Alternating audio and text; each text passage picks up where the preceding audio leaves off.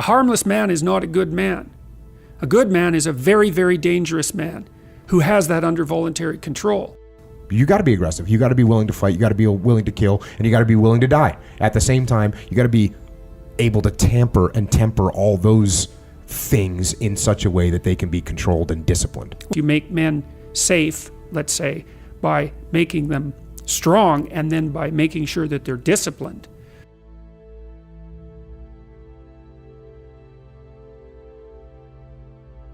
Like, you don't make men safe by making them weak. In fact, they're much more dangerous when they're weak, because they'll stab you in the back when they get the chance, or take advantage of you when they get the chance. You make men safe, let's say, by making them strong, and then by making sure that they're disciplined. And so, you've got people like you have got this, let's say, warrior mentality that's a deep part of their temperament, and then you have some choices about what you might do with that. You might try to discipline it and bring it under voluntary control and integrate it into your character, in which then it can make you someone who's stalwart and indomitable, and who will move forward, in the face of tremendous risk. And well, that's the optimal pathway if you have that kind of temperament. I think, like, it's the men that have the most, what would you call it? It's not aggressive exactly, but we'll leave it at that. Aggressive and fearless temperaments that can be the best men. But it's like having a very powerful dog. You better discipline it, because otherwise it's going to be a monster. You actually, to be a good SEAL, you sort of have this criminal mindset that you've somehow harnessed and you keep under control most of the time. Yeah. And occasionally it does get out of hand, and we got guys that get in trouble, and that happens. And if we only took guys that would never get in trouble, we wouldn't have anyone in the ranks, really. Well, you also see too in the classic hero stories. I mean, you see this with Harry Potter, for example, which I'm making reference to because it was such a phenomena. I mean, when something makes welfare mother richer than the Queen of England, you shouldn't take note, right? And when kids are reading 500-page books and standing in line waiting for the next one, and when you produce a whole movie empire around something, you should take note of that. Well, Harry Potter's little team aren't the delinquents, right, who have no discipline, but they're also not the good kids. They're the kids who will break rules when necessary, and that's the issue. Break rules when necessary. Now, the question is, when is that necessary? Well, that's sort of the ultimate ethical choice. The SEAL types, and I've met a number of people like that, they're capable of breaking rules, let's say, or maybe even inclined to break them.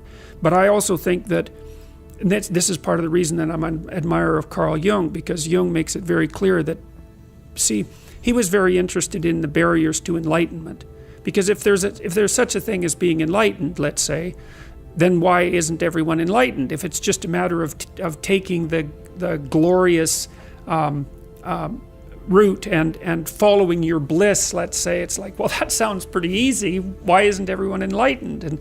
But Jung's thinking isn't like that at all. He believed that in order to transform your personality, that first of all you had to be disciplined, that's for sure, but you also had to integrate that part of you that was terrible and capable of breaking rules, and make it part of you. And so then, and I really like that idea. Well, here's an example. So about 20 years ago, I would say, there was a newspaper headline in one of Canada's major newspapers, and it was the Minister of Foreign Affairs at that time, Lloyd Axworthy, and he was talking about what had happened with Milosevic in the former Soviet Union in Yugoslavia, and the atrocities that were being committed. And he said that he was caught unawares by that because he didn't have the imagination for that kind of evil.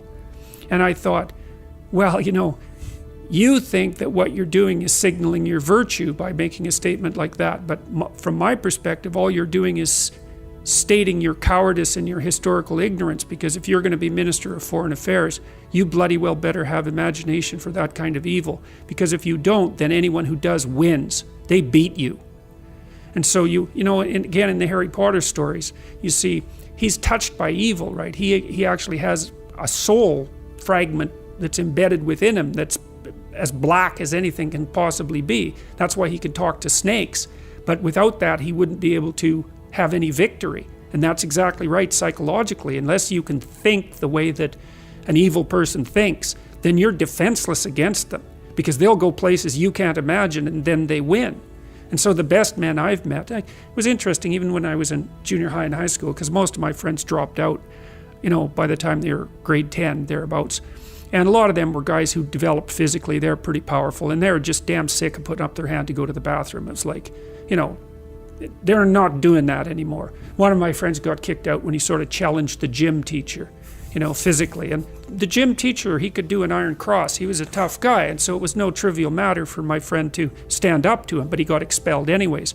But, I noticed that it was often the kids whose character I admired that either quit or got expelled, and they were the tougher guys who were just sick and tired of following rules that didn't take into account their character, and then they'd go off and work in the oil rigs or whatever, and you could do that in Alberta at that time. And that was really hard work, so it wasn't like they were necessarily taking the easy path. But like, a harmless man is not a good man. A good man is a very, very dangerous man who has that under voluntary control. And you also see that like one of the central female stories, let's say, if the hero archetype is the central male story, there are variants of hero archetypes that are relevant to women, and one of them is Beauty and the Beast. And Beauty isn't interested in the guy who isn't the beast. She's interested in the guy who's the beast, and that's exactly right, but she's interested in the guy who's the beast that can be civilized and disciplined, right, and who can use that in the service, well, let's say, of a family. And that's exactly how it should be. You got to be aggressive. You got to be willing to fight. You got to be willing to kill, and you got to be willing to die. At the same time, you got to be able to temper all those things in such a way that they can be controlled and disciplined.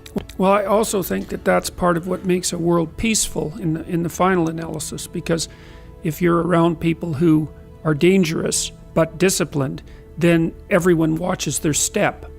And that's exactly what should happen. Everybody should watch their step. And if there's no reason for that, then, well, there's no sanction for poor behavior